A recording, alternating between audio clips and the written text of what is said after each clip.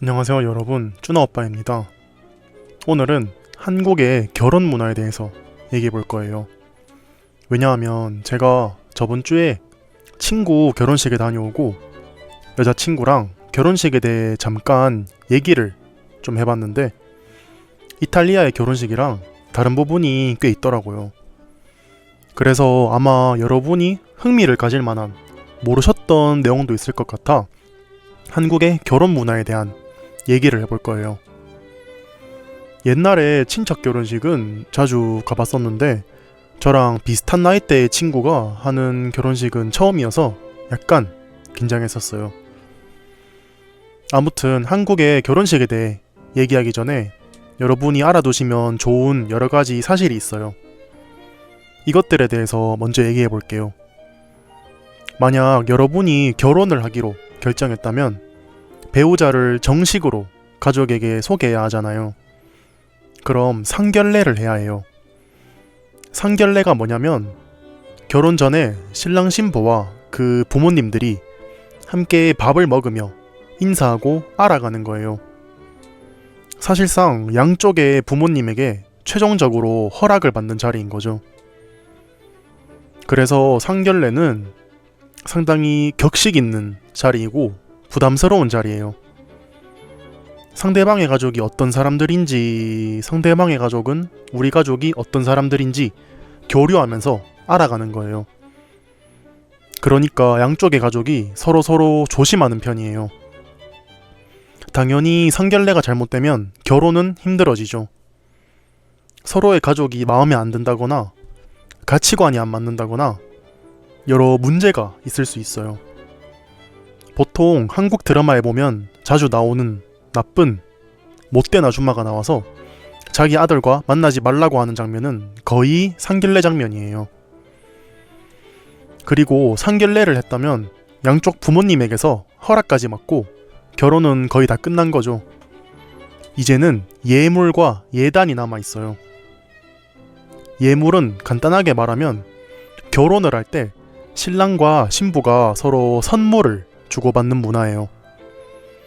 어떤 물건을 주고받을지나 어떤 가격의 물건을 줘야 하는지는 정해진 건 없어요.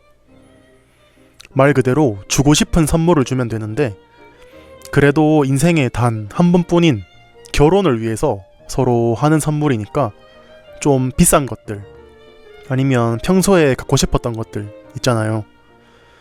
그래서 보통 남자들한텐 명품 시계나 여자들한텐 명품 가방, 반지, 목걸이 같은 걸 주는 편이에요. 그리고 예단은 신부의 집에서 신랑의 가족에게 보내는 선물이에요. 이것도 정해진 물건은 없지만 일반적으로 많이 주는 선물들이 있어요. 3가지가 있는데 이불, 은수저, 밥그릇이에요. 이 물건들에는 다 뜻이 있대요. 이불은 편하게 주무시고 오래 사시라는 뜻이에요.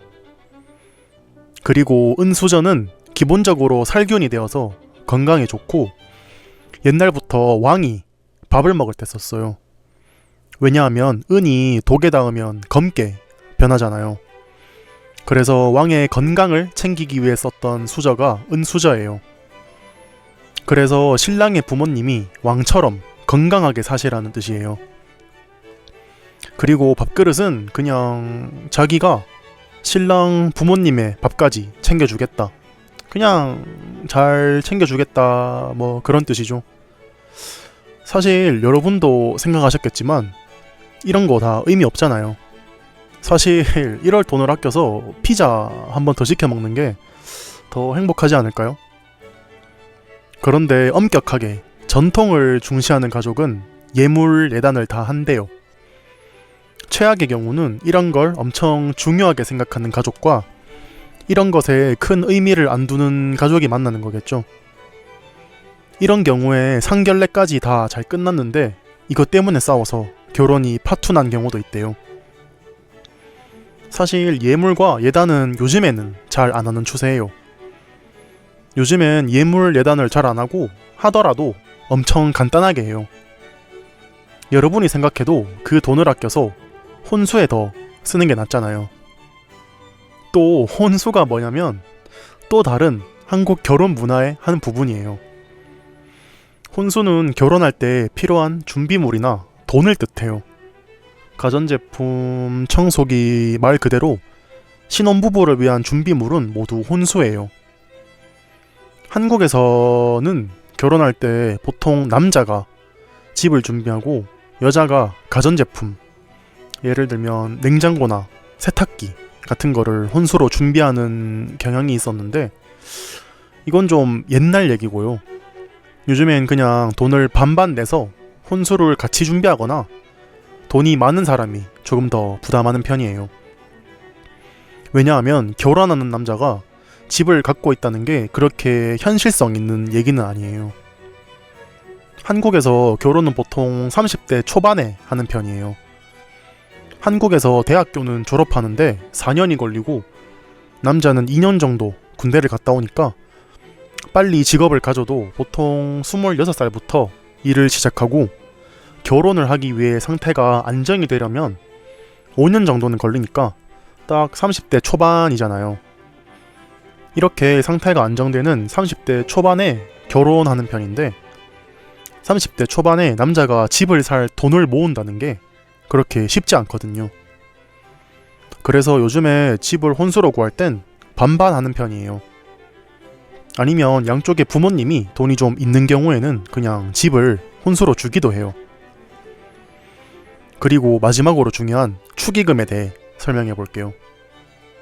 축의금은 결혼식을 축하하기 위해 결혼식에 초대받은 손님들이 내는 돈이에요. 조금 어려운 게 이 축의금은 내야 하는 금액이 정해진 게 아니에요. 자기가 원하면 5만 원을 줘도 되고 50만 원을 줘도 되는 거예요. 보통 결혼식을 하는 사람과 친하고 중요한 사람이라고 느끼면 더 많은 돈을 주는 거죠. 그렇게 친하지는 않은 회사 동료다. 그러면 5만 원에서 10만 원 정도 되고 조금 친한 친구다. 그러면 20만 원. 만약 정말 친한 친구다. 그러면 30만 원 또 넘어가는 거예요. 조금 많이 내도 문제 없는 게 나중에 자기도 결혼하면 보통 축의금을 낸 사람한테 돌려받을 수 있어요. 제 친구 중에선 축의금으로 200만 원을 낸 친구도 있대요. 물론 이건 너무 많이 낸 케이스예요. 제 친구도 축의금을 너무 많이 내서 후회한대요. 왜냐하면 다른 사람들이 10만 원, 20만 원 내는데 자기 혼자 200만 원을 내면 다른 사람들도 부담스럽고 축의금으로 200만 원을 받은 사람도 나중에 돌려줘야 할 때 부담스럽다고 느끼니까요. 제가 친구한테 축의금으로 얼마를 줬는지는 비밀입니다. 아무튼 이제 결혼식 전에 알아야 할 문화는 다 설명드린 것 같으니까 한국의 결혼식은 어떤 식으로 진행되는가에 대해 설명해 볼게요. 사실 한국의 전통 결혼식에 대해서 먼저 얘기해보고 싶었어요. 왜냐하면 여러분들이 흥미를 가지실 수 있을 것 같고 얘기하기 너무 좋은 소재였는데 문제는 제가 잘 알지를 못해요. 전통 결혼식을 하는 경우도 많지 않고 저는 한 번도 본 적이 없어요. 한국 민속촌에서 전통 결혼식을 하는 걸 잠시 보긴 했는데 사실 민속촌에서 하는 결혼식도 진짜 전통 결혼식은 아니래요. 현대식으로 상당히 어레인지가 되었다네요. 그래서 제가 전통 결혼식에 대한 얘기는 하기 힘들 것 같아서 여러분이 직접 찾아보시는 걸 추천드릴게요. 그럼 요즘에 현대 결혼식에 대한 설명을 드릴게요. 한국의 결혼식에는 사회자랑 주례자라는 중요한 역할들이 있어요. 사회자에 대해 먼저 설명해 볼게요. 사회자는 결혼식에서 진행을 맡는 사람이에요. 결혼식이 어떤 순서로 진행되고 손님들에게 신랑과 신부에 대한 소개를 해주는 거예요. TV 프로그램이나 쇼에서 보면 프로그램을 진행하고 설명을 하는 사람들이 있잖아요. MC나 호스트라고 하죠. 사회자는 결혼식의 MC, 호스트라고 생각하시면 돼요.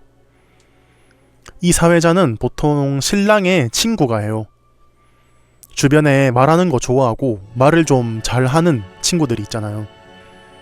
그런 친구한테 사회자 좀 해달라고 부탁하는 거죠.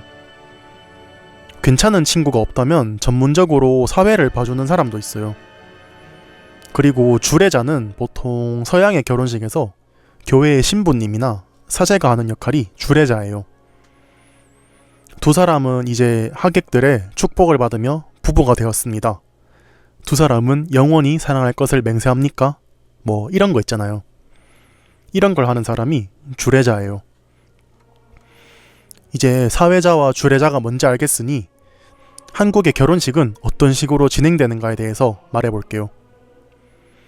먼저 사회자가 결혼식에 방문해 주셔서 고맙다는 말을 하면서 결혼의 시작을 알리고, 그 다음은 신랑 신부의 어머님이 입장을 하고 초에 불을 붙여요. 저도 이것의 뜻은 잘 몰라서 찾아봤는데, 초에 불을 붙여서 불로 어둠을 밝힌다. 그렇게 새로운 시작으로 신랑과 신부에게 행복을 부른다는 뜻이 있대요. 그리고 이 다음에 신랑이 입장을 하고, 신랑이 입장한 다음 신부가 입장해요.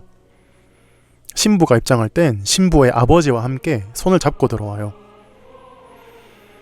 그리고 주례자가 서로 영원히 사랑할 것을 맹세하는지 물어요. 그리고 주례자가 신랑 신부에게 어떻게 삶을 살아야 할지, 삶의 교훈 같은 인생의 팁을 말해줘요.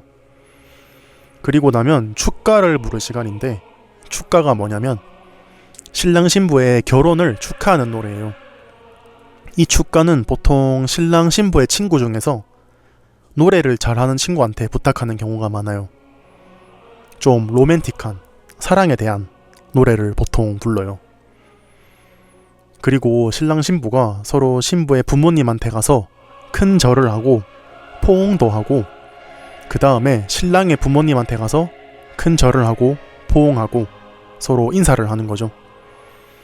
이 다음에는 신랑 신부가 결혼식에 와준 손님들한테 인사를 하고 퇴장을 하면 결혼식이 끝나는 거예요. 사실 이건 상당히 스탠다드한 결혼식이고, 제가 갔던 결혼식은 조금 달랐어요. 왜냐하면 주례자가 없었거든요. 그래서 앞에서 말씀드렸던 신랑 신부의 어머님이 초에 불을 붙이는 과정도 패스했었고 주례도 없었어요. 그래서 주례자가 신랑 신부에게 영원히 사랑할 것을 맹세합니까? 라고 묻는 시간 대신에 서로 써온 편지를 읽는 시간을 가졌었어요. 오히려 서로 써온 편지를 읽어주니까 더 귀엽고 재미있었어서 좋았었어요. 이런 스탠다드한 결혼식 대신에 요즘은 스몰 웨딩도 있어요. 일반적인 결혼식은 친척, 친구, 부모님의 지인까지 모두 불러서 사람이 너무 많아요. 그래서 정신이 없는데, 스몰 웨딩은 말 그대로 스몰한 웨딩, 신랑 신부의 친한 사람들만 불러서 규모를 더 작게 하는 결혼식이에요. 아무래도 결혼식은 조금 더 진중한, 무거운 느낌이 있잖아요. 사실 결혼식은 서로의 결혼을 축하하는 의식인데 이게 요즘엔 너무 과해요. 결혼식장을 빌리는데 돈이 들고, 결혼식장에서 하는 서비스들도 다 돈을 추가해야 하고, 웨딩드레스를 입어보는데도 돈이 들고, 웨딩 사진을 찍어주는 사진 기사한테도 도시락을 사줘야 하고, 너무 쓸모없는데 돈이 많이 들어가요. 그래서 이런 쓸데없는, 의미 없는 과정을 최대한 줄이겠다는 의미로 스몰 웨딩이 유행하고 있어요. 스몰 웨딩의 특징은 결혼을 결혼식장에서 하지 않아요. 결혼식장이 뭐냐면 간단하게 말하면 결혼을 하는 장소예요. 영어로는 웨딩홀이에요. 저는 전혀 몰랐는데 여자친구와 얘기하다 보니 이탈리아에서는 결혼을 성당에서 하는 경우가 많대요. 한국에선 종교를 가진 사람은 교회나 성당에서 하는 경우가 있지만 대부분은 결혼식장에서 하거든요. 이런 문화가 없는 외국 사람들한텐 조금 이상할 수도 있는 게, 결혼식장에선 결혼하는 커플이 엄청 많아요. 하루에도 여러 커플을 빨리빨리 결혼시키는 거예요. 예를 들면 11시부터 12시까지 한 커플을 결혼시키고, 그 다음에 1시부터 2시까지 같은 장소에서 다음 커플이 결혼하는 경우도 많아요. 이런 걸 공장형 결혼식장이라고 해요. 말 그대로 결혼하는 공장이죠 뭐.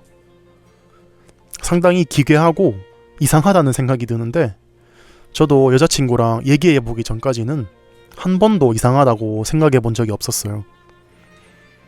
아무튼 이 스몰 웨딩은 보통 결혼식장에서 하지 않고 적당히 큰 마당이 있는 야외 식당이나 야외 결혼식장에서 결혼을 하는 편이에요. 한 가지 재미있는 사실이 이 스몰 웨딩은 쓸데없는데 돈을 안 쓰기 위해서 작게 하는 결혼식인데도 일반 결혼식과 비슷하게 든대요. 주변에 스몰 웨딩을 해본 사람이 없어서 왜인지는 저도 잘 모르겠네요. 오늘은 한국의 결혼 문화에 대해서 얘기해봤는데요. 여러분은 친구의 결혼식에 가보셨나요? 그리고 여러분의 나라의 결혼 문화는 어떤 게 있나요? 오늘 또 쭈노오빠의 팟캐스트를 들어주셔서 감사합니다.